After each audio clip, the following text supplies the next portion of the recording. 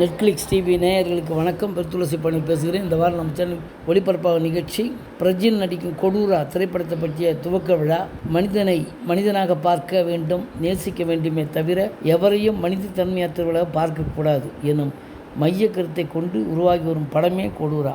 யாஸ் entertainment தயாரிப்பில் Charles Anand இயக்கும் இப்படத்தில் கதாநாயகனாக பிரஜின் நடிக்க, நிஷா கதாநாயகியாக நடிக்கிறார். வில்லனாக இலியாஸ் நடிக்க, சம்பத்ராம், வாழை ஜானகி அம்மாள், அருவி மதன், TM கார்த்திக், ஷகிலா மற்றும் பேபி யாசாஸ்மினி ஆகியோர் நடிக்கின்றனர். ஒளிப்பதிவு வெற்றிவேல் முருகன், இசை சௌகத் அலி, பீட்டர் நவீன் தங்கராஜ், பாடல்கள் யுகபாரதி, ஸ்டண்ட் ஸ்பீடு மோகன், தயாரிப்பு ஒருங்கிணைப்பு தர்ஷிகரன், தயாரிப்பு நிர்வாகம் வம்சி கிருஷ்ணா, மக்கள் தொடர்பு வெங்கட், தயாரிப்பு யாஸ் என்டர்டைன்மெண்ட், வசனம் நீலு ஐயப்பன், கதை திரைக்கதை இயக்கம் சார்லஸ் ஆனந்த். இப்படத்தின் துவக்க விழா சமீபத்தில் நடைபெற்றது. இவ்விழாவில் படத்தில் இடம்பெறும் நடிகர்கள், தொழில்நுட்ப கலை மற்றும் திரையுலகில் கலந்து கொண்டனர். இப்படத்தில் 3 பாடல்கள் மற்றும் 2 சண்டை காட்சிகள் இடம்பெறுகிறது.